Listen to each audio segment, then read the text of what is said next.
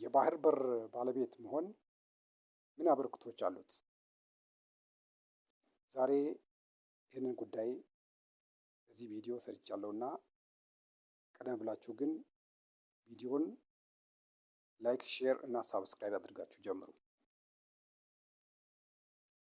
አንድ ሀገር የባህር በር ወይም ደግሞ በእንግሊዝኛው ሲፖርት አክሰስ የምንለው መኖሩ በኢኮኖሚው ላይ እጅግ ትልቅ ተጽዕኖ ያሳድራል። ነገር ግን የባህር በር ብቻውን ሀብትን አይፈጥርም።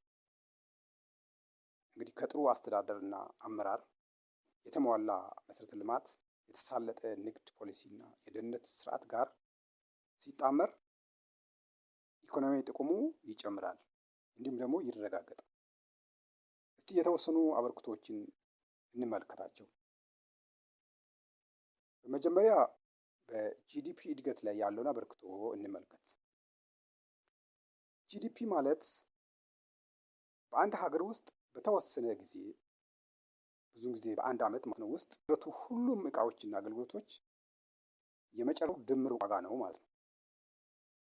የባህር በር ያለው ሀገር እንግዲህ ወደ ውጭ ይላኩ ምርቶችን በቀላሉ ያስተላልፋል ማለት ነው። በሀገር ውስጥ የተመረተው ምርት በቀላሉ ሊያስተላልፍ ይችላል። በር ካለው የባህር በር ካለው ማለት ነው። ሀገር ውስጥ ኢንዱስትሪዎች ጥሬ ዕቃ በዝቅተኛ ወጪ ያስገባሉ፣ በዚህ በባህር በር ተጠቅሞ ማለት ነው። እንዲሁም የውጭ ንግድ መጠን በጣም ይጨምራል። ጂዲፒ ስንል እንግዲህ ጂዲፒ እንዴት ካልኩሌት እንደሚደረግ ወይም ደግሞ ስሌቱን እንመለከተው። አጠቃላይ የጂዲፒ ስሌት ኮንሳምፕሽን ፕላስ ኢንቨስትመንት ፕላስ ገቨርንመንት ኤክስፔንዲቸር ፕላስ ኔት ኤክስፖርት የሚል ቀመር አለው። እዚህ ጋር ኮንሳምፕሽን ሲባል ፍጆታ ማለታችን ነው። ኢንዲቪጁዋል ኮንሳምፕሽንስ። ኢንቨስትመንት ሲባል ፕራይቬት ሴክተርስ ኢንቨስትመንት፣ ገቨርንመንት የመንግስት ወጪዎች እና ኔት ኤክስፖርት የምንላቸው ወጪንና የገቢ ምርት ልዩነቱ ኔት ኤክስፖርት ተብሎ ይጠራል። እዚህ ላይ ኤክስ ለኤክስፖርት የሚወክል ሲሆን ኤም ደግሞ ለኢምፖርት የሚወክል ነው እና ኤክስ እዚህ ሲጨምር ወይም ደግሞ ኤክስፖርት ሲጨምር እንግዲህ ጂዲፒው እጅግ በጣም ይጨምራል ማለት ነው። ይሄ ኤክስፖርት ሊጨምር የሚችለው የባህር በር ካለ ኤክስፖርቱ ይጨምራል። ምክንያቱም ብዙ ሰው ያለ ምንም ውጣ ውረድ ኤክስፖርት ውስጥ ለመሰማራት ስለሚፈልግ ኤክስፖርት ይጨምራል። እዚህም ዶላር ለራሱ ለሀገር ውስጥ ለማስገባት ሲል ይሄ ደግሞ ጂዲፒው እንዲጨምር ያደርጋል ማለት ነው። ምሳሌ እንመልከተው እስቲ። ሲንጋፖር እንግዲህ በተፈጥሮ ሀብት ብዙም አልታደለችም፣ የላትም። ነገር ግን የዓለም ከፍተኛ የባህር ንግድ ማዕከል በመሆኑ ከፍተኛ ጂዲፒ ማስመዝገብ ችላለች ማለት ነው። ሁለተኛ ወጪን በመቀነስ ረገድ ያለውን አበርክቶ እንመልከተው። የባህር መጓጓዣ እንግዲህ በዓለም ላይ ከሚገኙ የመጓጓዣ ዘዴዎች ሁሉ በጣም ረከስ ይላል ወይም ርካሽ ነው። ለምሳሌ ያክል አንድ 10,000 ቶን እህል በአየር ማጓጓዝ እጅግ ውድ ነው። ነገር ግን በባህር ማጓጓዝ በጣም ዝቅተኛ ወጪን ይጠይቃል። ይህም እንግዲህ የምርት ዋጋን እንዲቀንስ ያደርጋል።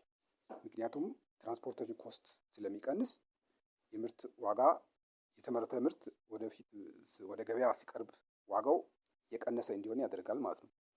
እንዲሁም ደግሞ ኢንዱስትሪ ወጪውንም ይቀንሳል ማለት ነው። ሌላ የኑሮ ውድነትንም ያረጋጋል ማለት ነው። በዚህ ምሳሌ ኢትዮጵያን ምሳሌ ማየት ይቻላል።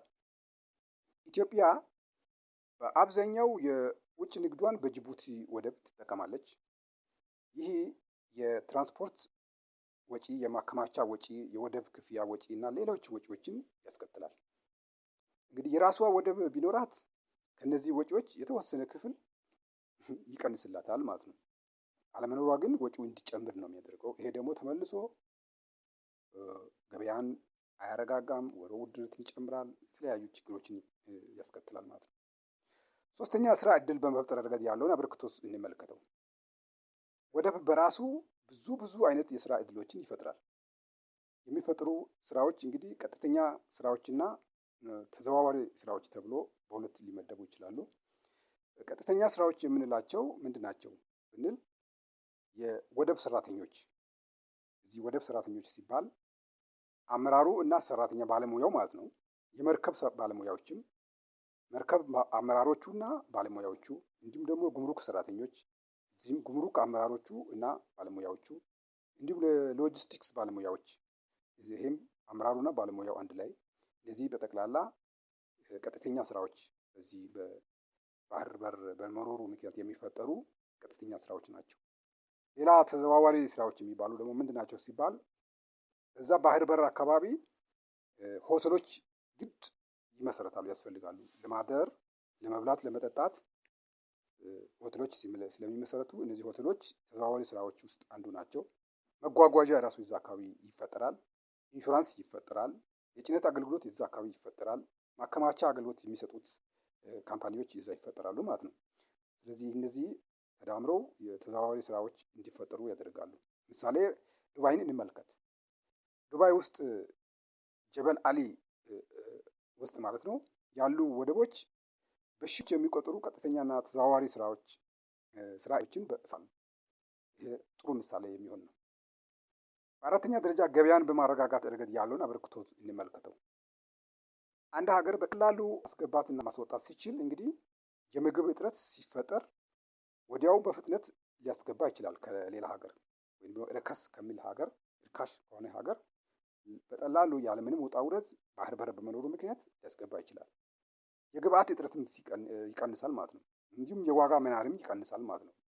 ምክንያቱም ዋጋ መናር በአንድ ሀገር ውስጥ ካለ በዛ ሀገር ባህር በር ካለ ወዲያው ያለምንም ውጣ ውረድ ሌሎች ሀገሮች እቃዎችን በማስገባት ዋጋውን ማረጋጋት ይቻላል። ምሳሌ አሁን የነዳጅ ምርት መልከት ስንዴ ወይም ደግሞ የማዳበሪያ እጥረቶችን እንመልከታቸው። ሲፈጠሩ እነዚህ እጥረቶች ሲፈጠሩ የባህር በር ያላቸው ሀገራት በፍጥነት ከሌሎች ሀገራት ማስገባት ይችላሉ። በዚህም ገበያውን ያረጋጉታል።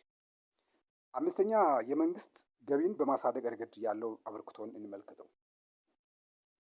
ወደብ የመንግስት ዋና ገቢ ምንጭ ነው። እንግዲህ ገቢዎች ሲባል የጉምሩክ ታክስ ገቢዎች አሉት፣ የወደብ አገልግሎት ክፍያዎች አሉት፣ የመርከብ መቆሚያ ክፍያዎች አሉት፣ የሎጂስቲክ ክፍያዎች አሉት። እነዚህ ሁሉ ለመንግስት የሚገቡ ገቢዎች ናቸው ማለት ነው። ይህ ገቢ እንግዲህ ተመልሶ በትምህርት ኢንቨስትመንት እንዲሁም በጤና ኢንቨስትመንት፣ በመሰረተ ልማት ኢንቨስትመንት ሊውል ይችላል። ወደ ማጠቃለያ ወይም በስድስተኛው ስንገባ የሀገር ሉዓላዊነትን በማረጋገጥ ረገድ ያለው አበርክቶ እንመልከተው። ይህ ከኢኮኖሚውም በላይ የፖለቲካና የደህንነት ጉዳይ ነው። እንግዲህ ከኢኮኖሚ በላይ አንድ ሀገር የውጭ ንግዱ ሙሉ በሙሉ በሌላ ሀገር ላይ የተመሰረተ ከሆነ የፖለቲካ ጫና ሊደርስበት ይችላል። እንዲሁ የንግድ መስመሮቹ ሊስተጓጉሉም ይችላሉ። በቀውስ ጊዜ ችግር ሊፈጠር ይችላል።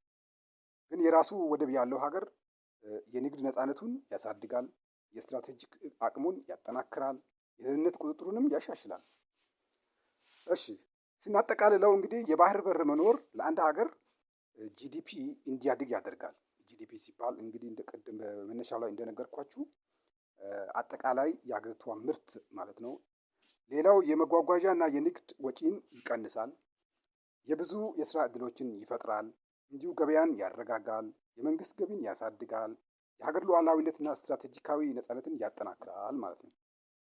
ነገር ግን አንድ ጠቃሚ ነጥብ አለ እዚህ ላይ ሊታወስ ወይም በጣም ልንረዳው የሚገባ አንድ ጠቃሚ ሀሳብ ምንድን ነው? የባህር በር ብቻውን የኢኮኖሚ ብልጽግናን አያረጋግጥም የሚል ሀሳብ አለ።